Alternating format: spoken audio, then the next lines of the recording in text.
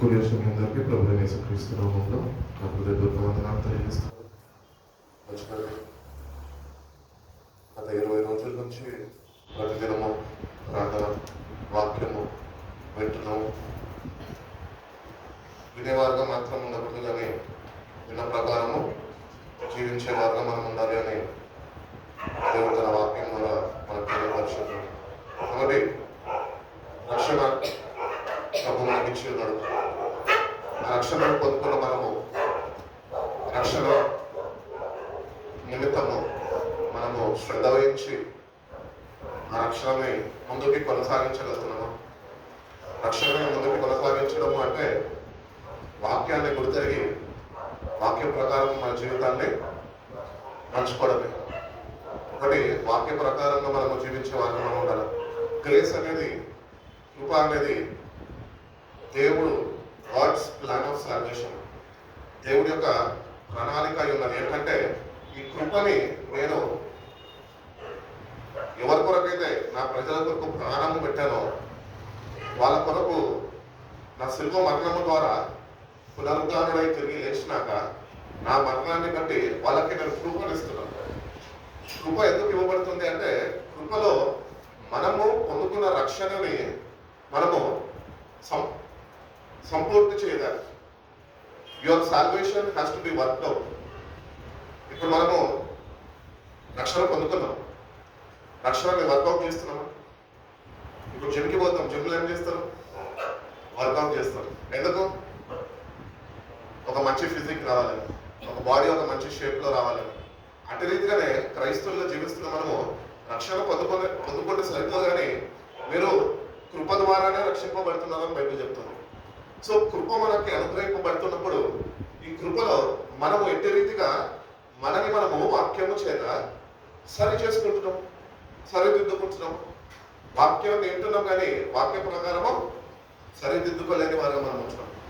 అందుకనే పాపము ఎక్కడ విస్తరింపబడుతుందో అక్కడ కృప కూడా విస్తరింపబడుతుంది. ఎందుకంటే దేవుని యొక్క చిత్తం ఏమై ఉంటుందంటే ఒక ఆత్మ కూడా రక్షించడమైన చిత్తము కాదు. కాబట్టి కృప అనేది it is salvation plan by God. దేవుడి ద్వారా అనుగ్రహింపబడుతున్న రక్షణ ప్రణాళిక. కాబట్టి ఆ రక్షణను పొందుకున్న మనము ఈ కృపలో మనము ప్రతిదినము దేవుని వాక్యము ఎవరో చెప్తే వినడం కాదు, మనంతటా మనము చదివి మనము వాక్యానుసారంగా సరితూగలుగుతున్నామా, ఆ ప్రకారము మనం జీవించడానికి ప్రయత్నించగలుగుతున్నామా అని మనము కృపని ఆధారము చేసుకొని మనము కానీ వ్యక్తిగతంగా వాక్యాన్ని మనము బోధించుకోగలిగితే మనం కృపలో వర్ధిల్లుతాం. ఇక్కడ ఒక ప్రశ్న రావచ్చు మనకేంటి అంటే, మనంతటా మనం వాక్యం చదవాలంటే చాలా మంది అంటే నాకు చదువు రాదంటే అంటారు. వాళ్ళ గురించి పక్కన పెట్టాడు. వచ్చిన వారి గురించి మాట్లాడు. చదువు రాలేదు అంటే దేవుడు కృపల వాళ్ళని ఎక్కరీతిగా నడిపించిన వాళ్ళని నడిపిస్తాడు. కానీ చదువు వచ్చిన మనము, చదువుకున్న మనము దేవుని రక్షణ, దేవుడు అనుగ్రహించిన రక్షణను పొందుకొని కేవలము వాక్యము వీటిని సరిపెట్టుకొని ఏదో ప్రార్థన చేసుకోవాలి కాబట్టి కష్టాలు ఉన్నప్పుడు దేవుని దగ్గరికి వెళ్ళి ప్రార్థన చేసుకోవడము, ఇటు రీతిగా రక్షణను కొనసాగించడం కాదు కానీ బైబిల్ని శూన్యంగా చదవాలి. దేవుడు నీ పట్ల ఏ ప్రణాళిక కలిగి ఉన్నాడు, ఎట్టి రీతి మార్పు నీలో కోరుకుంటున్నాడు అది వాక్యం ద్వారా ఆయన నీకు తెలియపరుస్తుండగా నువ్వు అది ఆలోచించి ఆ వాక్యము చదువుతుండగా దేవుడు నీకు కనువిప్పు కలగజేస్తుండగా నువ్వు నీ జీవితాన్ని మార్చుకోవాలా, కృపలో వర్ధిల్లేవాడుగా నువ్వు ఉండాలి. నువ్వు దేవుని వాక్యం చదువుతున్నప్పుడు దేవుని దృష్టికి అంగీకారంగా నువ్వు జీవించగలుగుతున్నావు. చదువుతున్నాం, వాక్యాన్ని చదువుతున్నాం కానీ ఆయన దృష్టికి అంగీకారంగా ఏమాత్రము జీవించలేని వారుగా మనము ఉంటున్నాం. కాబట్టి the gospel of grace is revealed in Christ. ఈ కృప అనేది క్రీస్తు యొక్క శిలువ మరణం ద్వారా మనకు అనుగ్రహింపబడింది. మీరు కృప చేతనే రక్షింపబడ్డారు అని వాక్యం చెప్తుంది. కాబట్టి శిలువ మరణం ద్వారా కృప మనకి అనుగ్రహింపబడ్డది. రక్షణ పొందుకున్న మనము ఈ కృప విషయంలో మనము శ్రద్ధ వహించక మనకిష్టం వచ్చినట్టు మన ఆత్మీయ జీవితాన్ని ముందుకి కొనసాగించుకుంటే కనుక ఆఖరిలో నష్టపోయేది మనమే. కాబట్టి సమయం ఉన్నప్పుడే సమయము పోనీయక. అందుకనే భక్తులు అంటాడు కదా, దినములు చెడ్డవు కనుక సమయంలో పోనివ్వక అజ్ఞానుల వలె కాక జ్ఞానుల వలె మీరు ఉండాలి అంటున్నాడు. సమయాన్ని సద్వినియోగపరచుకోమంటున్నాడు. సమయాన్ని సద్వినియోగపరచుకోవడం అంటే వాక్య ప్రకారము మనం జీవించుతున్నామా లేదా అని బైబిల్ని తిరిగేసి ప్రతిదినము ధ్యానిస్తూ మన జీవితాన్ని మనము సరిచూసుకోవడమే. కాబట్టి దేవుడి దగ్గరకు వచ్చిన మనము క్రీస్తు ద్వారా కృప మాకు అనుగ్రహింపబడ్డది. ఎఫెసీయులకు రాసిన పత్రిక 2వ అధ్యాయం 8-9 వాక్యాలు ఒక మాట చూడండి. నిన్న మొన్న కూడా చదువుకున్న వాక్యాలు ఇవి. ఎఫెసీయులకు రాసిన మొదటి పత్రిక 1వ అధ్యాయము 8-9 వాక్యాలు. కాలము సంపూర్ణమైనప్పుడు జరగవలసిన ఏర్పాటుని బట్టి ఆయన తన దయా సంకల్పం చొప్పున తన చిత్తముని గూర్చిన మర్మమును మనకు తెలియజేసి మనకి సంపూర్ణమైన జ్ఞాన వివేచనము కలుగుటకు ఆ కృపను మన ఎడల విస్తరింపజేసాను. ఈ కృపలో ఏమేమి ఉన్నాయంట? జ్ఞానము, వివేచన. ఇవి చదవాలి. చదివినప్పుడు దేవుని వాక్యం మనం చదువుతుండగా ఆయన జ్ఞానోదయము కలుగజేస్తాడు. అట్టి రీతిగానే వివేచన, విచక్షణ, మనము సరిగ్గా వాక్య ప్రకారము జీవించగలుగుతున్నాం. స్క్రీనింగ్ స్పిరిట్ అంటారు. దేవుడు ఆత్మ సహాయం మనకు అనుగ్రహిస్తాడు. ఆత్మ సహాయం మనకు అనుగ్రహించినప్పుడు మనము నిజంగా వాక్యాన్ని చదివిన ప్రకారము జీవించగలుగుతున్నామా లేదా అని మనకి ఆయన తెలియపరుస్తాడు.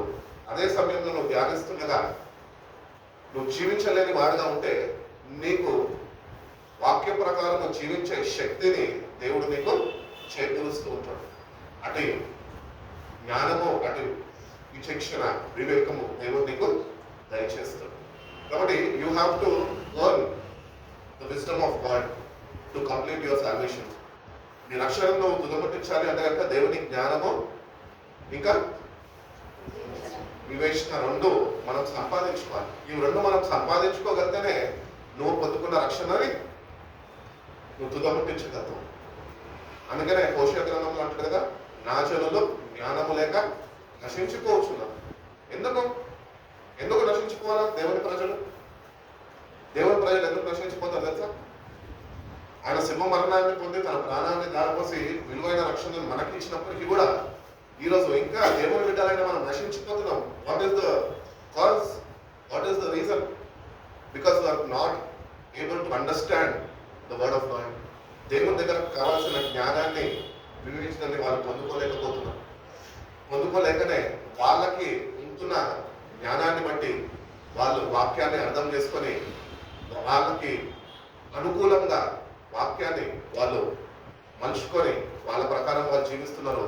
కానీ తుదకు అది వాళ్ళకి నష్టము కలుగజేస్తుంది. కాబట్టి దేవుని దగ్గరకు వచ్చినప్పుడు ఈ కృపలో దేవుడు మనకు అనుగ్రహిస్తుండగా ఆమె దేవుని సన్నిధిలో వేక్షను పొందుకొని అటు రీతిగా ప్రభు నన్ను నింపయ్యా, అటు రీతిగా నేను బలపడి, అటు రీతిగా నీ వాక్య ప్రకారము నేను జీవించేవాడిగా నీ సహాయం నాకు అనుగ్రహించి ప్రభు అని దేవుడిని మనం అడిగితే కనుక దేవుడు తప్పక సహాయం చేస్తాడు. మనం బలహీనంలో ఉన్నామో, మనం పాపులమని తెలుసు దేవుడికి. మనము వాక్య ప్రకారము జీవించలేము అని కూడా తెలుసు ఆయనకి. నీ ఆలోచనలు ఆయన ఆలోచనలు కాదని కూడా తెలుసు. నీవి లోకపరమైన ఆలోచనలు అని తెలుసు. అప్పటికీ కూడా దేవుడు నేటికి కూడా 2026 సంవత్సరాల క్రితం కల్వరి శిలువలో ప్రాణాన్ని ధారపోసిన దేవుడు నేటికి కూడా నిన్ను ప్రేమిస్తూ, నన్ను ప్రేమిస్తూ, మనల్ని ప్రేమిస్తూ ఆయన కృపని విస్తరింపజేస్తున్నాడు. ఎందుకంటే నేటికన్నా జ్ఞానము, వివేచనము ఆయన దగ్గర నుంచి మనం పొందుకున్న మనము స్వీకరించిన రక్షణను మనము కాపాడుకుంటామేమో. అందుకని భక్తుల ద్వారా తెలియజేస్తాడు కదా, మీరు పొందుకున్న రక్షణని మీరు భయముతోనూ వణుకుతోనూ కొనసాగించు. దేవుని పట్ల భయం ఉండాలంటే దేవుడు ఏదో ఉగ్రత గుర్తించేస్తాడని కాదు. దేవుడు ఒక దెబ్బ కొట్టాక సరి చేస్తాడు. ఎందుకంటే దేవుడికి నువ్వు కావాలి. నీ కొరకే కల్వరి శిలువలో ఆయన ప్రాణాన్ని దారిపోసాడు. నిన్ను ప్రేమించాడు. ఆ రక్షణని ఎవరికి లేని గొప్ప భాగ్యాన్ని దేవుడు నీకు ఇచ్చాడు. పొందుకున్న మనము సామాన్యమైన క్రైస్తవులాగా మనం ఉండిపోతే సరిపోదు. నేను దేవుని దగ్గరకు వచ్చి దేవుని జ్ఞానము మనం పొందుకోవాలి. రక్షణ నేను ఎట్టి రీతిగా నేను తుదముట్టించాలో అటు జ్ఞానము, అటు సహాయము, అటు ఆత్మ నడిపింపు నాకు దయచేయి ప్రభు అని దేవుని అడగాలి. అడుగుతూనే దేవుని సహాయాన్ని మనము పొందుకుంటాము అని దేవుడు తెలియదు. కొరింథీయులకు రాసిన మొదటి పత్రిక 15వ అధ్యాయం 1 నుంచి 4 వాక్యాలు చూడండి. 1 Corinthians 15:1-4. మరియు సహోదరులారా, నేను మీకు ప్రకటించిన సువార్తను మీకు తెలియపరచుచున్నాను. మీరు దాన్ని అంగీకరించితిరి, దాని అందు నిలిచి ఉన్నారు. మీ విశ్వాసము వ్యర్థమైతేనే గాని నేను ఏ ఉపదేశ రూపముగా సువార్త మీకు ప్రకటించితినో ఆ ఉపదేశమును మీరు గట్టిగా పట్టుకున్న ఎడల ఆ సువార్త వలనే మీరు రక్షణ పొందిన వారై ఉందురు. నాకు ఇయ్యబడిన ఉపదేశమును మొదట నేను మీకు అప్పగించి తిని, అదేమనగా లేఖనల ప్రకారము క్రీస్తు మన పాపముల నిమిత్తము మృతి పొందెను, సమాధి చేయబడెను, లేఖనల ప్రకారము 3వ దినమున లేపబడెను. చాలండి. కాబట్టి ఏ మర్మం అయితే భక్తుడైన పౌలుకు దేవుడు బయలుపరిచాడో ఆ మర్మము భక్తుడైన పౌలు సంఘానికి ఆయన పత్రికల ద్వారా అది తెలియపరిచాడు. కాబట్టి we don't need any mystery from God. మనం అంత భక్తులం కాదు, అంత పరిశుద్ధులం కాదు. దేవుడు వచ్చి మనకు మర్మాన్ని తెలియపరచడానికి తన ప్రియ దాసుని ద్వారా ఆ మర్మంని ఆయనకి బయలుపరిచి ఆ మర్మంని సార్వత్రిక సంఘము క్రీస్తు రక్తంతో కొనబడ్డ సంఘానికి అందజేసి ఉంటారు. కాబట్టి కేవలము ఈ సువార్త ద్వారానే మీరు రక్షణ పొందుకుంటారు. కానీ మనం ఏమనుకుంటామంటే క్రీస్తు మన కొరకు మరణించాడు, రక్తం చేత నేను కడగబడతాను, అటు విశ్వాసం అంటే నేను రక్షణ పొందేసుకున్నాను అనుకుంటాను. కానీ ఇక్కడ క్లియర్గా చెప్తున్నాను ఏంటంటే through this gospel which I receive from God that I'm giving to you and with this gospel your salvation comes. వాక్య ప్రకారము వాక్యంని ఆధారము చేసుకుంటేనే ఈ రక్షణ ముందుకు కొనసాగుతుంది. కాబట్టి రక్షింపబడ్డ మనము వాక్యాన్ని జతపరచుకోవాలి. వాక్య ధ్యానం మనకు ఉండాలి. వాక్యాన్ని మనం అర్థం చేసుకొని దేవుని దగ్గర జ్ఞానాన్ని పొందుకోవాలి. దేవుని గురించిన సంపూర్ణ జ్ఞానంను మనము పొందుకోవాలి. అందుకనే కృపని విస్తరింపజేస్తున్నాడు. ఈరోజు కృప దేనికి విస్తరింపబడుతుంది? మనం ఇంకా ఇక్కడ సెటిల్ అవుతామని, మన జీవితాలు బాగుపడతాయని, ఇంకా మనం ఉన్న బాధలు తొలగిపోతాయని, మనకున్న రోగాలు నయమైపోతాయని. దేనికి కాదు కృప. కృప దేనికి అంటే ఆయన గురించి తెలుసుకొని ఆయన అనుగ్రహించిన రక్షణని ఎట్టి రీతిగా నువ్వు కాపాడుకొని అది పొందుకోవాలో నువ్వు ఈ వాక్యాన్ని బట్టి నువ్వు నేర్చుకోవాలి. Through this gospel your salvation is based. ఈ వాక్యమే లేకపోతే నీకు రక్షణ లేదు. వాక్యాన్ని చదివి దేవుడిచ్చిన వాక్యాన్ని సరైన రీతిలో ఆయన జ్ఞానాన్ని పొందుకొని మన రక్షణని ముందుకి కొనసాగించే వారికి మనము ఉండాలి. రోమిలకు రాసిన పత్రిక 11:6 చూడండి.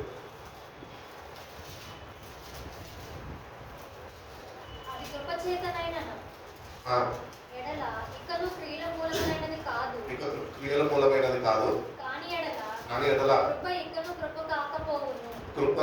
కృప కాకపోవును. And if by grace then it is no longer by works. క్రియల చేత కాదు. నువ్వు ఎన్ని క్రియలైనా చేయొచ్చు.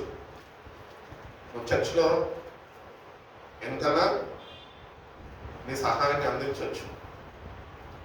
క్రియల వల్ల కాదు అని దేవుడు చెప్తున్నాడు. క్రియలు కౌంట్ కావు నీ సాల్వేషన్. దేవుడి యొక్క కృపను నువ్వు పొందుకున్న నువ్వు and if by grace then it is not more of works. The cross of Christ shows the salvation is the God's gift, not man's achievement. మనిషి నీతి క్రియలు చేసి రక్షణ పొందుకుంటారు అని అనుకుంటున్నాడు. కానీ దేవుని వాక్యం చెప్తుంది ఇది క్రియల మూలంగా వచ్చింది కాదు. దేవుని కృప ద్వారానే వారికి రక్షణ అనుగ్రహింపబడ్డది అని దేవుడు తెలియజేస్తాడు. గాడ్స్ గిఫ్ట్ కృప ఎందుకు ఇస్తున్నట్టు తెలుసా? ఈ కృపని నువ్వు ఆధారము చేసుకొని వాక్యములో నువ్వు దేవుని గురించిన జ్ఞానము విచక్షణను పొందుకుంటే నువ్వు జీవము పొందుకుంటాం. ఈరోజు నిత్య జీవం పొందుకునే దానికే కృప విస్తరింపబడుతున్నది.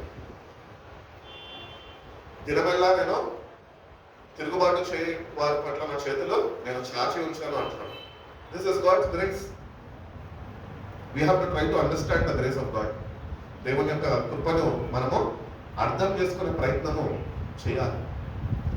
అంటే రీతిగా మనం వాక్యంలో ఎదుగుతున్న కొద్దీ కృప దేనికో మనకి దేవుడు తెలియపరుస్తుంది.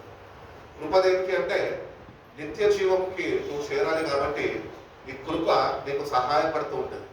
ఈ కృప నీకు సహాయపడుతూ ఉండగా నువ్వు వాక్యంలో ఎదుగుతూ ఉంటావు, దేవుని గురించి జ్ఞానాన్ని పొందుకుంటుంటావు.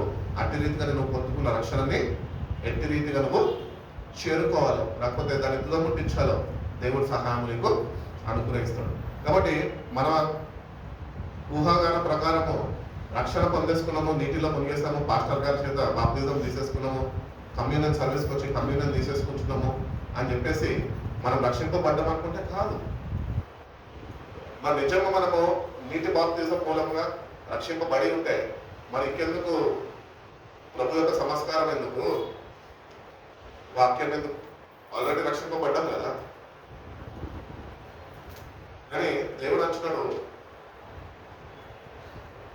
కృప ఎందుకు నీకు విస్తరింపబడుతుంది అంటే నేను నీకు సిద్ధపరిచిన స్థలము ఏదైతే ఉన్నదో దానికి నువ్వు చేరుకోవాలంటే నువ్వు కృప మీద ఆధారపడాలా, కృపలో వర్ధిల్లాలా. దేనిలో వర్ధిల్లాలా? కృపలో వర్ధిల్లాలా.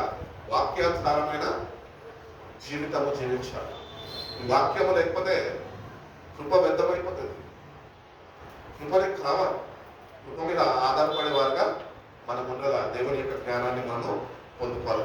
కాబట్టి eternal life is a gift of God. కృప ఎట్లయితే దేవుని దగ్గర నుంచి గిఫ్ట్ మనకి అట్టి రీతిగానే నిత్య జీవము అనేది కూడా దేవుని ద్వారా ఒక విశ్వాసికి అనుగ్రహింపబడుతున్న ఒక బహుమానము.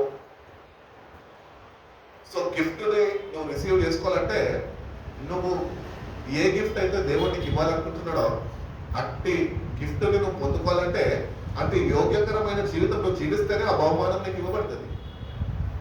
నీటిలో మునిగినంత మాత్రాన నీకు నిత్య జీవం ఇచ్చేయడు ప్రభు. కాబట్టి కృపని మనము అర్థం చేసుకొని ఈ నిత్య జీవానికి మనం వారసులు ఉంచుకున్న కనుక ఈ కృపలో మనము దేవుని వాక్యం ద్వారా వర్ధిల్లే వారిగా ఉండాలి అంటున్నాడు. ఎఫెసీయులకు రాసిన పత్రిక 2వ అధ్యాయం 8వ వాక్యంలో ఉంటుంది చూడండి. విశ్వాసము ద్వారా కృపచేతనే రక్షింపబడి ఉన్నారు.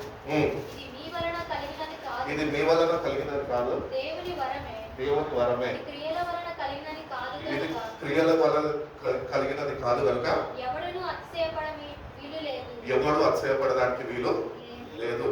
ఎంత క్లియర్ గా చెప్తున్నట్టు eternal life is a gift freely given by God. ఉచితంగా ఇచ్చాడు. ఉచితంగా మనకి ఇచ్చి ఉన్నాడు. ఉచితంగా వచ్చిన దానికి విలువిస్తాం మనం, చులకనగా తీసుకుంటాం. ఫ్రీగా ఇస్తున్నారు, ఈరోజు కాకపోతే రేపు తీసుకొచ్చినాయి.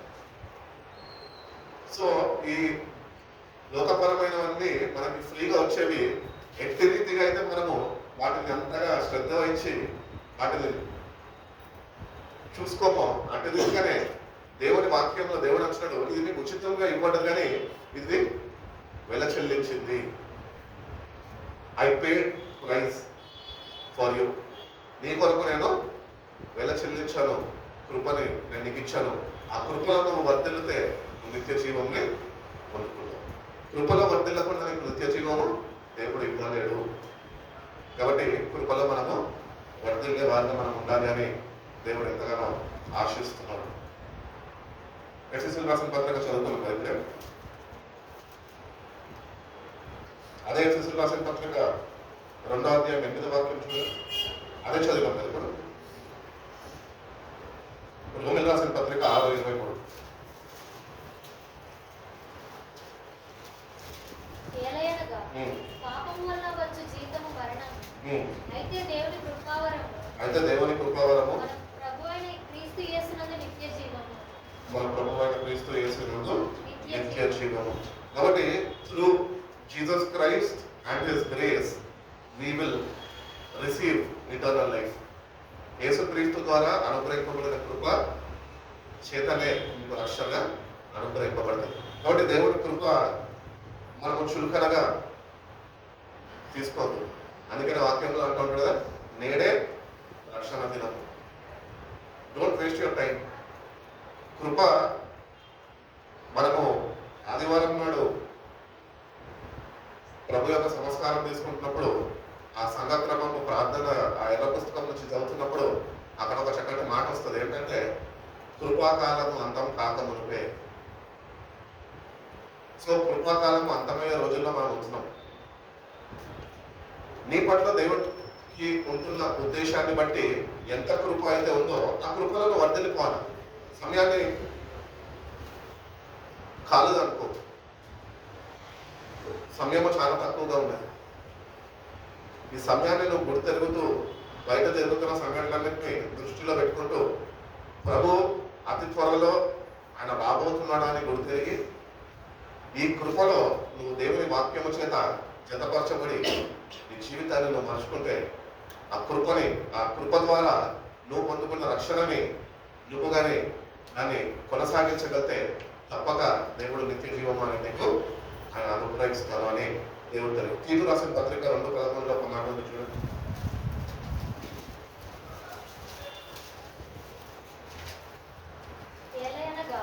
సమస్త మనుషులకు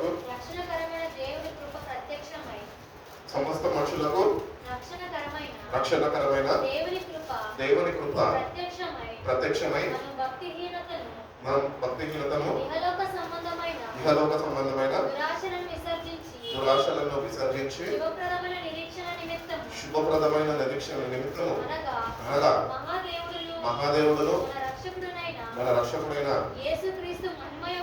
యేసుక్రీస్తు యొక్క మహిమ యొక్క ప్రత్యక్షత కొరకు ఎదురు చూచుచు ఈ లోకంలో స్వస్థ బుద్ధితోను నీతితోను భక్తితోను బ్రతుకుచుండవలనని మనకు బోధించుచున్నది. కాబట్టి గాస్పుల్ ఆఫ్ సాల్వేషన్ అంటే ఇదే. నువ్వు సాల్వేషన్ పొందేసుకున్నట్టే సరిపోదు, సాల్వేషన్ కి గాస్పుల్ కావాలి. దేవుడు ముందుగానే ప్రతి ఒక్కరికి ఆయన ఏం చేశాడంట, బయలుపరిచాడు. He revealed to every person. The grace of God was revealed to every person. నాకు తెలియదు అని నువ్వు తప్పించుకోనికి లేదు, సాకు చెప్పడానికి లేదు. కాబట్టి ఇది బయలుపరచబడినప్పటికీ కూడా పడినప్పటికీ కూడా నువ్వు ఇంకా కృపలో వర్ధిల్లలేకపోతుంటే నేడే రక్షణ దినం అని వాక్యం చెప్తుంది. కాబట్టి నేటి నుంచన్న కొద్దిగా జాగ్రత్త వహించి వాక్యాన్ని చదువుతూ ఈ లోకంలో ఉంటున్న మనం ఈ లోకంలో చెడునంతటిని మనలో నుంచి తొలగించుకొని దేవుని కొరకు కృపలో వాక్యము ద్వారా ఒక పరిశుద్ధమైన జీవితము మనం జీవించాలి. ఎందుకంటే కాలము బహు తక్కువగా ఉన్నది, కొంచెంగా ఉన్నది. ఇంకొకటి చూస్తే బైబిల్ చెప్తున్నది, redeem the times because the days are evil. దినాలు చెడ్డవి, చెడు దినాల్లో ఉంచడం. ఈ చెడు దినాల్లో దేవుని కృప ద్వారా మనము కాపాడబడుతున్నాము. ఈ కృపలో మనము దేవుని గురించిన జ్ఞానాన్ని పొందుకొని దేవుని జ్ఞానాన్ని మీద ఆధారపడుతూ మనము పొందుకున్న రక్షణను మనము కొనసాగించుకోవాలా, కాపాడుకునే మార్గం మనము ఉండాలి అని దేవుడు ఎంతగానో తెలియజేస్తున్నాడు. ఎందుకంటే మనకి దేవుడు ఈ రక్షణ సువార్త ద్వారా ఒక నిరీక్షణ కలిగజేస్తున్నాడు. ఎందుకంటే ఆయన రాబోతుండగా ఈ రక్షణ సువార్తని ఎందరైతే విశ్వసించారో, ఎందరైతే ఆ వాక్యాన్ని వాళ్ళ హృదయంలో చేర్చుకొని ఈ కాలంలో చెడుకి దూరంగా వాళ్ళు చెడుని తొలగించుకొని పరిశుద్ధంగా దేవుని కొరకు ఒక పరిశుద్ధ జీవితం వాళ్ళు జీవించగలిగితే కనుక వాళ్ళకి దేవుడు ఏమంటున్నాడంటే నిరీక్షణ కలుగజేస్తాడు. ఈ స్వార్థ ద్వారా నిరీక్షణ కలుగుతుంది. ఆ నిరీక్షణ ఎటువంటిదంటే శుభప్రదమైన నిరీక్షణ. You will be eagerly waiting for the returning of the lord. దేవుడు మధ్యాకాశంలో ఆయన ప్రత్యక్షం కాబోతున్నాడు సంఘం కొరకు.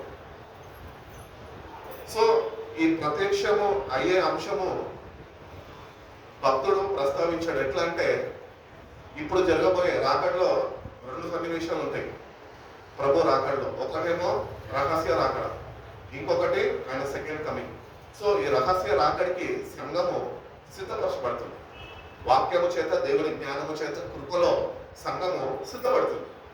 ఆ సంఘంలో ఉంటున్న మనము సిద్ధపడగలుగుతున్నాం. దేవుడు సిద్ధపరచడానికి ఆయన సహాయపడుతున్నాడు. కానీ మనమే ఆయన మీద ఆనుకోక, వాక్యాన్ని ఇంకా చదవక, ఇంకా ఈ లోకపరంగా జీవిస్తూ, లోకంలో ఉన్న ఆశల్ని నెరవేర్చుకుంటూ, ఈ లోకంలో ఇంకా కొద్ది కాలం బతికి ఇంకేదో సాధించాలి అని కృపను దూరం చేసుకుంటున్నాం మనం.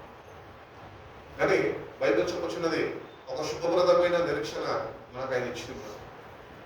ఆ శుభప్రదమైన నిరీక్షణ మనకు ఎప్పుడు అనుభవించగలుగుతాము అంటే, మనము ఇహలోకపరమైన అన్నింటినీ మనం విడిచిపెట్టి దేవుని కొరకు ఒక పరిశుద్ధ జీవితం జీవిస్తూ ఆయన ప్రత్యక్ష మధ్యాకాశంలో కాబోతుండగా మనము ఆయన కొరకు ఎదురు చూసేవారుగా మనం ఉంటాము అని దేవుడు మాత్రం చెల్లిస్తాం. ఎంత గొప్ప నిరీక్షణ దేవుడు మనకి ఇస్తున్నాడు చూడండి. నిజంగా మనము దేవుని సన్నిధిలోకి, సంఘంలోనికి చేర్చబడ్డము, కానీ నీకు నిజంగా అశుభప్రదమైన నిరీక్షణ నీకున్నదా? ప్రభు రాబోతుండగా ఆ సంతోషాన్ని నువ్వు కలిగి జీవించగలుగుతున్నావు? ప్రభు రాబోతుండగా నిత్య జీవం ఇవ్వడానికి, ఆ నిత్య జీవం పొందుకోవడానికి ప్రయాసపడుతున్నావు? అటు సిద్ధపాటు ఉందా? అటు రీతిగా వేగిరపడుతున్నావా? ఈ శుభప్రదమైన నిరీక్షణను ధ్యానిస్తున్నప్పుడు ఒకటి అనిపిస్తుంటది ఏంటంటే, ఈ లోకంలో మీకు శ్రమ అని ప్రభు చెప్పాడు కదా. ఈ లోకంలో మీకు శ్రమ, ఆయన మీరు ధైర్యము తెచ్చుకోండి, ఎందుకంటే నేను త్వరగా రాబోతున్నా. ఈ బాధలు, ఈ కష్టాలు, ఈ వ్యాధులు, వీటన్నిటి నుంచి మీకు విడుదల అనుగ్రహింపబడుతుంది. ఈ శరీరం నుంచి మీకు విడుదల అనుగ్రహింపబడే రోజు ఒకటి రాబోతుంది. ఈ శరీరంలో ఉన్నంత కాలము భక్తుడైన పౌలు చెప్తున్న ప్రకారము నువ్వు ప్రభుకి దూరంగా ఉంటావు. కాబట్టి దేవుని బిడ్డలుగా దేవుని జ్ఞానాన్ని పొందుకొని, దేవుని వాక్యము చేత మన జీవితాన్ని మనము సరిచూసుకుంటూ, మనము శుభప్రదమైన నిరీక్షణతో ఎదురు చూడగలిగితే కనుక దేవుడు తప్పక ఆయన ప్రత్యక్షమైనప్పుడు ఆయన నీ ఆసక్తి కొద్ది నువ్వు ఆయన కొరకు వేచి చూసే అనుభవంలో వచ్చావు కదా. ఆయన నా కొరకు రాబోతున్నాడు అన్న సంతోషము వ్యక్తపరుస్తున్నావు కదా. సో ఆయన కొరకు నువ్వు వేచి ఉంటుండగా, ఆయన రానే వస్తాడు, నువ్వు వేచి ఉంటుండగా ఆయన నువ్వు తీసుకొని వెళ్ళిపోతున్నావు. ఇది శుభప్రదమైన నిరీక్షణ అంటే. కాబట్టి వాక్యాన్ని మనం అర్థం చేసుకోవాలా, వాక్యములో నిలిచి ఉండాలా. ఈ ప్రస్తుత కాలంలో జీవిస్తున్న మనము దేవుడు కోరుకుంటున్న రీతిగా దేవుని దృష్టిలో అంగీకారమైన జీవితము మనం జీవించే వారిగా ఉండి, మనము అట్టి విశ్వాసాన్ని మనము వ్యక్తపరచగలిగితే, నా ప్రభు నా కొరకు రాబోతున్నాడు, నా ప్రభు రాబోతుండగా ఈ కష్టాలన్నీ, ఈ బాధలన్నీ, ఈ శ్రమలన్నీ తాత్కాలికమైనవన్నీ నేను ఒకరోజు తొలగించుకొని విడుదల పొందుకుపోతున్నాను అన్న సంతోషం నీలో ఉంటే కనుక ప్రభు వచ్చినప్పుడు తప్పకుండా ప్రభుని మన ఆకాశంలో కలుసుకోగలుగుతాం. ఒకవేళ కానీ నీకు ఇటువంటి శుభప్రదమైన నిరీక్షణ, సంతోషము నీకు లేకపోతే, ఈ తాత్కాలికమైన, ఈ లోకపరమైన బాధలు, వేదనలు, అవమానాలు, దుఃఖము, కన్నీళ్లు, వీటితోనే నువ్వు కృంగిపోయేవాడుగా, ఒకవేళ శుభప్రదమైన నిరీక్షణ నీకు లేక నువ్వు జీవిస్తుంటే కనుక నువ్వు విడబడిపోతావని చెప్తున్నాడు. ఎవరికి నువ్వు బాధలు అందరికీ ఉన్నాయి. బాధలు తీసి పక్కన పెట్టు, దేవుడిని ముందు పెట్టు. అవుతుందా? చేతన అవుతుందా మనకి? అందుకని యాకోబు రాసిన పత్రికలో ఒక చక్కటి మాట అంటాడు, నీ చింత యావత్తు నా మీద పోపు, నేను నీ గురించి చింతిస్తున్నాను అంటాడు. ఎందుకు ప్రభు ఇంకా చింతించాలి మన గురించి? ఆ భయంకరమైన అగ్నిలో వెళ్ళిపోతామేమో అజ్ఞానంతో, వాక్యము చదవక, దేవుని కృపని పొందుకోక, కృపలో వర్ధిల్లక, దేవుని జ్ఞానంలో వివేచనను పొందుకోక, మనం పొందుకున్న రక్షణను మనము చేతులారా పోగొట్టేసుకుంటాం. అందుకని దేవుడు అంటున్నాడు, నీ చింత యావత్తు నా మీద మోపు, నేను నీ గురించి చింతిస్తున్నాను. Don't worry about your life. ఈ శుభప్రదమైన నిరీక్షణ ఉన్న వారికి ఒక గొప్ప ధైర్యం ఉంటుంది. ఏంటి అంటే, మీరు క్రీస్తులో కూడా దాచబడి ఉన్నారు, పరిశుద్ధాత్మతో ముద్రింపబడి ఉన్నారని ఇంకొక కథ చెప్తున్నది. విమోచన దినము కొరకు ముద్ర ఉంటే సరిపోదు, లోపల మార్పు ఉండాలి. వాక్యాన్ని చదవాలా, వాక్య ప్రకారం మన జీవితాన్ని మార్చుకునే ప్రయత్నం మనము చేయాలి. దేవుడు మనకి సహాయపడతాను అని దేవుడు తెలుసు. అదే తీతు రాసిన పత్రిక 1వ అధ్యాయం 2వ వాక్యం చూడండి. నిత్య జీవమును గురించిన నిరీక్షణతో కూడిన భక్తికి ఆధారముకు సత్య విషయమైన అనుభవ జ్ఞానం నిమిత్తము దేవుని దాసుడును యేసుక్రీస్తు అపోస్తలుడైన పౌలు మనందరి విశ్వాస విషయంలో తీతుకు శుభమని చెప్పి వ్రాయినది ఆ నిత్య జీవమును అబద్ధమాడనేరని దేవుడు అనాది కాలమందే వాగ్దానము చేసెను గాని ఇప్పుడు మన రక్షకుడైన దేవుని నాకు అప్పగింపబడిన సువార్త ప్రకటన వలన తన వాక్యమును ఇంతకాలమందు బయలుపరచెను. చాలండి. ఇక్కడ మనం చూసుకున్నట్లయితే కనుక the faith and knowledge resting on hope of eternal life, అటు విశ్వాసము అటు జ్ఞానము మనకు కావాలి. దేవుని మీద ఆధారపడుతూ నిరీక్షణతోనే నిత్య జీవము కొరకు ఎదురు చూడాలండి.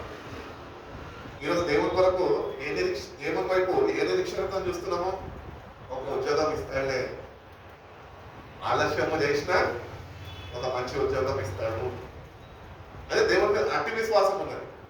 కానీ ఇదే నిరీక్షణతోనే నిత్య జీవమైన ఇవ్వబోతుండగా దాని గురించి ఎదురు చూసే అనుభవం లేకుంటున్నదా? ఉద్యోగం కొరకు అయితే అనుభవం ఉన్నది, కానీ నిత్య జీవం కొరకు అనుభవం లేదు. అందుకనే సత్య వాక్యమందు అనుభవ జ్ఞానం అంట ఉందా? లోక జ్ఞానమే సరిపోయింది మనకి, ఇంకా అనుభవ జ్ఞానము వాక్యంలో చేయడానికి సంపాదిస్తాము. అందుకని వాక్యంతో కూర్చొని వాక్యాన్ని చదివితే, వాక్యంతోనే మనం సమయం గడపగలితే, దేవుడు తన ఆలోచనలతో నింపగలితే సత్యవాక్యములతో అనుభవ జ్ఞానము నీకు కలుగుతుంది. ఈ అనుభవ జ్ఞానం నువ్వు పొందుకోవాలా నిరీక్షణతోని ఆ నిత్య జీవము కొరకు, ప్రభు రాక కొరకు వేచి ఉండాలి అని భక్తుల ద్వారా తీతు పత్రికలో ఆయన తెలియపరుస్తుంది. తీతుకు రాస్తున్న పత్రికలో అపోస్తలుడైన పౌలు తెలియజేస్తున్నాడు. నిరీక్షణ ఉంది. దేనికి నిరీక్షణ? ప్రభు రాబోతున్నాడు. సరే, అందరికీ తెలుసు ప్రభు రాబోతున్నాడు. ప్రపంచం మొత్తము బైబిలే నిజమైనది, యేసు ప్రభు నిజమైన దేవుడు అని అందరికీ తెలుసు. ఆయన రాబోతున్నాడు అని సంఘము కనిపెట్టుకుంటుంది.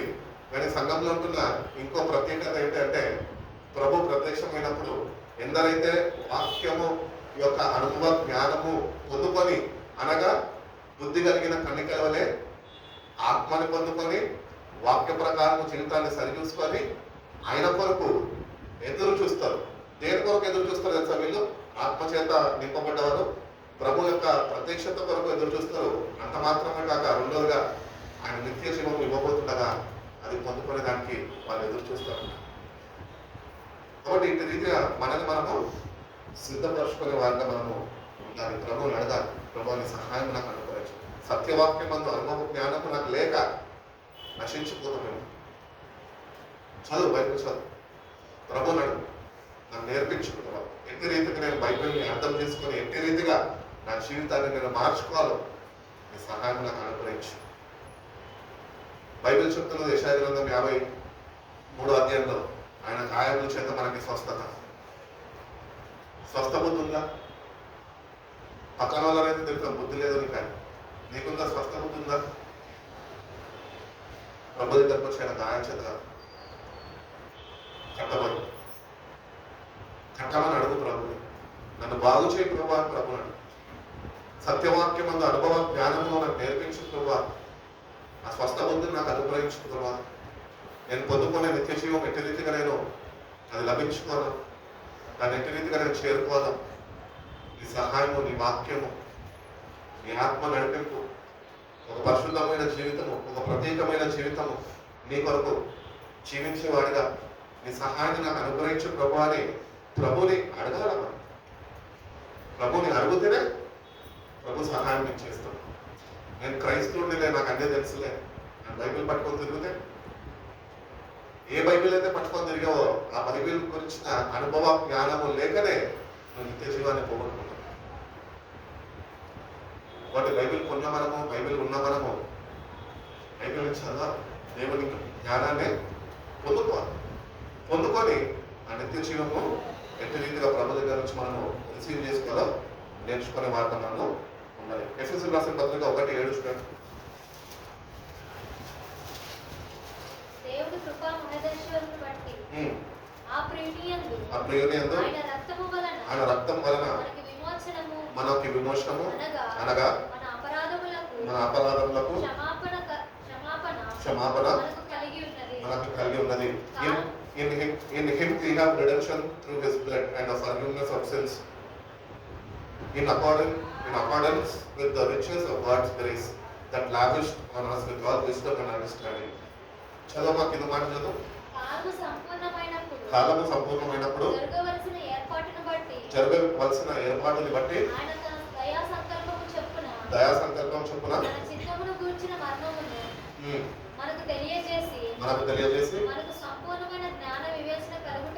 మనకి సంపూర్ణమైన జ్ఞానము వివేచన కలుగుటకు ఆ కృపను మన పట్ల విస్తరింపజేశారు. కాబట్టి కృప దేనికి అర్థమవుతుంది కదా, దేవుని గురించిన జ్ఞానము వివేచన కావాలి. అందుకనే కృప ఇస్తున్నాడు దేవుడు. ఈ రెండు దేవుని దగ్గర నుంచి మనము పొందుకోక, వాక్యాన్ని చదవక, నువ్వు పొందుకున్న రక్షణను నిర్లక్ష్యం చేస్తే నిత్య జీవము అనేది నీకు ఇవ్వబడదు. తీర్పు దినాన దేవుని ఎదుట నిలబడతావు. ఈ రెండు నువ్వు సంపాదించుకోక ఆయన ముందు నువ్వు తలెత్తుకోలేవు. ఆయన నీకు సిద్ధపరిచిన స్థలానికి ఆయన నీకు పంపిస్తాడు. కాబట్టి there are no excuses with God. సాకులు చెప్పడానికి వీలు ఎవరికి లేదు. ఎవరి కేటగిరీ ప్రకారము వాళ్ళకి తీర్పు తీస్తాడు. ఎందుకంటే దేవుడు వాక్యం చెప్తుంది కదా, ఆయన పక్షపాతి కాదు. చదువు లేని వాళ్ళని ఒకవేళ చూసినప్పుడు వాళ్ళకి రక్షణ ఉన్నదేమో, ఎందుకంటే వాక్యం గురించి అనుభవం జ్ఞానం వాళ్ళకి లేదు కదా అని అనుకోవచ్చు. కానీ దేవుడు వాళ్ళకి ఏ తీర్పు తీర్చాలో, న్యాయ తీర్పు అది తీరుస్తాడు. వాళ్ళకి చదువు లేనప్పటికీ వాళ్ళకి దేవుని మీద ఉంటున్న భయభక్తుల్ని బట్టి, వాళ్ళకి దేవుని మీద ఉంటున్న విశ్వాసాన్ని బట్టి దేవుడు వాళ్ళకు రాబోతున్నాడు అన్న అటువంటి నిరీక్షణ వాళ్ళలో ఉంటుంది. కాబట్టి చదువు రానప్పటికీ కూడా వాళ్ళకి పరలోక రాజ్యం చేసుకుంటుంది. కానీ చదువు వచ్చిన మనని ఈ అనుభవ జ్ఞానము మనం పొందక మనం నిత్య జీవాన్ని పోగొట్టుకుంటామని నేను తెలియపరుస్తున్నాను. కాబట్టి చాలా జాగ్రత్తగా మనం పొందుకున్న రక్షణ మనము కాపాడుకునే వారమై ఉండాలి అని దేవుడు తెలియజేస్తున్నాడు. రోమీయులకు రాసిన పత్రిక 10వ అధ్యాయం 13వ వాక్యం ఒక మాట చూసి ముందుకు వెళ్దాం. 10:13. ఎందుకనగా ప్రభు నామమును బట్టి ప్రార్థన చేయువాడెవరో వాడు రక్షింపబడును. చాలా కాబట్టి everyone who calls the name of the lord will be saved. అంటే ప్రభు అని పిలిస్తే ఏమంటాడు సువార్తలో? ప్రభు అని పిలిచి ప్రతివాడు పరలోక రాజ్యం చేరడు. కానీ తండ్రి చిత్తము నెరవేర్చి వాడు మాత్రమే నిత్య జీవం పొందుకుంటాడని యేసుప్రభు వారు ముందుగానే చెప్పేశారు. తండ్రి చిత్తం ఏమనగా వాక్యం గురించిన అనుభవ జ్ఞానాన్ని కావాలి. అనుభవ జ్ఞానాన్ని నువ్వు పొందుకోవాలా, వివేచన జ్ఞానము నువ్వు పొందుకొని తండ్రి చిత్తాన్ని నెరవేరిస్తేనే. ఆ తండ్రి చిత్తాన్ని నువ్వు నెరవేర్చక నేను నిత్య జీవం పొందుకోవాలి అనుకుంటే అది కాని పని. కాబట్టి దేవుని దగ్గరకు వచ్చిన మనం కొద్దిగా జాగ్రత్త వహిస్తాము అని దేవుడు తెలియజేస్తాం. కొలస్సీయులకు రాసిన పత్రిక 2:10 ఒక మాట ముగించేస్తాను.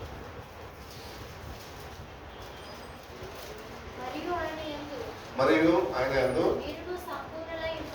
మీరు కూడా సంపూర్ణులై ఉన్నారు. ఆయన సమస్త ప్రధానులకును అధికారులకును శిరస్సై ఉన్నాడు. చాలండి. కాబట్టి ఇక్కడ తెలియజేస్తున్నాడు ఏంటి అంటే, and you have been given fullness in Christ. క్రీస్తులో నీకు ఏముందంట? సంపూర్ణత ఇచ్చేశాడు. ఇప్పుడు మనము జ్ఞానం లేక నశిస్తున్నాం. మానవులందరూ జ్ఞానం లేక నశిస్తున్నారు. అందుకని మానవులు రక్షించడానికి యేసు ప్రభు ఈ భూమి మీదకి పంపబడ్డాడు. దేవుని ప్రియ కుమారుడు పంపబడ్డాడు. అందుకనే కొరింథీయులకు రాసిన పత్రికలో కూడా అంటాడు పౌలు, సిలువకు కూర్చున్న సువార్త నశించుచున్న వారికి వెరితరంగా ఉన్నా కానీ రక్షింపబడుచున్న మీకు అది దేవుని శక్తి అనగా దేవుని జ్ఞానం అయి ఉన్నది. ఆ జ్ఞానము మనం పొందుకోవాలి. ఆ జ్ఞానము ఆయననే జ్ఞానానికి మూలాధారం. అందుకని అంటున్నాడు, for in Christ all the fullness of the holiness dwells and bodily form, and we have been given fullness in Christ, who is the head over every power and authority. ప్రతి ఒక్క అధికారము మీద శిరస్సు అయి ఉన్నాడంట. He is God, all powerful అని చెప్తారు. He has the power to make you new. నిన్ను ఒక నూతన వ్యక్తిగా మార్చే శక్తి దేవుని దగ్గర ఉన్నది. నువ్వు దేవుని దగ్గరకు వస్తే సరిపోదు, కానీ వాక్యము సత్యవాక్యం గురించి అనుభవం జ్ఞానాన్ని నువ్వు పొందుకోవాలి. దేవుని దగ్గర నుంచి పొందుకొని తండ్రి చిత్తాన్ని నెరవేర్చి ఆయనకి సర్వాధికారం ఇవ్వబడ్డది అని ప్రభు చెప్పాడు కదా. అంతే సువార్త ఆఖరి అధ్యాయంలో అంటాడు కదా, వెళ్ళి మీరు బోధిగంతుల వరకు సువార్త చెప్పండి, సర్వాధికారము దేవుడు నాకు ఇచ్చి ఉన్నాడు. All authority is given to me by my father. రక్షించాలన్నా ఆయననే, శిక్షించాలన్నా ఆయననే. ఇప్పుడు మనం ఎక్కడ ఉన్నాము? మధ్యలో ఉన్నాం. ఆయన చేతిలోకి వెళ్తే సత్యవాక్యం ముందు అనుభవ జ్ఞానం పొందుకుంటే తండ్రి చిత్తాన్ని కూడా తిరిగి ఆ ప్రకారం మన జీవితాన్ని నడుచుకోగలితే కాపాడబడతాం. ఒకవేళ లేకపోతే కనుక ఆయన చేతుల్లో ఉంటున్న నువ్వే నీ అవిధేయత వలన నువ్వు శిక్షింపబడతావు. కాబట్టి సమయం కొనియక మన జీవితాల్లో ఉంటున్న కొద్ది కాలం దేవుని దగ్గర మన జీవితాలు మనం సరి చూసుకొని, ఎవరి రక్షణ వాళ్ళదే అని బయటకు చెప్తారు.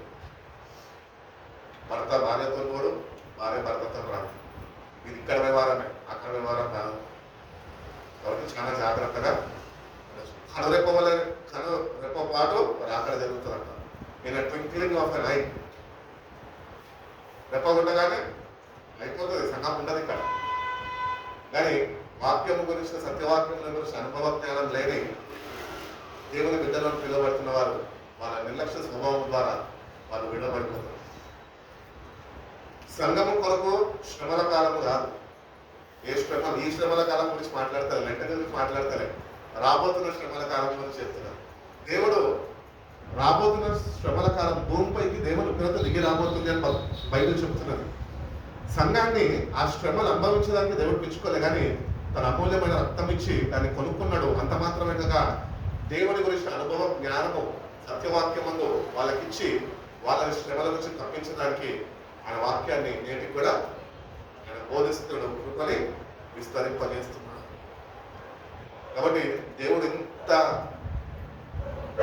మన పక్షాన ఆయన విజ్ఞాపన చేస్తుండగా, పని చేస్తుండగా, ఆత్మ చేత మనల్ని ప్రోత్సహిస్తుండగా, సత్యవాక్యము చేత ఆయన వినిపింపజేస్తుండగా, నేటికి కూడా మనం ఇంకా దాన్ని సరైన రీతిలో రిసీవ్ చేసుకోక మనం నష్టపోతామేమో. జాగ్రత్త పడదాం. ఆఖరిగా మనం చూసినట్లయితే కనుక ఎఫెసీయులకు రాసిన పత్రిక 4వ అధ్యాయము 30వ వాక్యం ఒకసారి. దేవుడు పరిశుద్ధాత్మను దుఃఖపరచకుడి, విమోచన దినము వరకు ఆయన యందు మీరు ముద్రింపబడి. కాబట్టి ఇక్కడ దేవుడు వేడుకుంటున్నాడు, ఏమనంటే తెలియపరుస్తున్నాడు. ఇంకొకటి వార్నింగ్ ఇస్తున్నాడు, ఏమనంటే నువ్వు పరిశుద్ధాత్మని దుఃఖపరచు. పరిశుద్ధాత్మని ఎంత దుఃఖపరుస్తాం? వాక్యాన్ని తెలుసుండి కూడా ఇంకా వాక్య ప్రకారం జీవించలేకుండా ఉంటే పరిశుద్ధాత్మని దుఃఖపరచడం వరకు ఉంటుంది. విమోచన దినం వరకు మీరు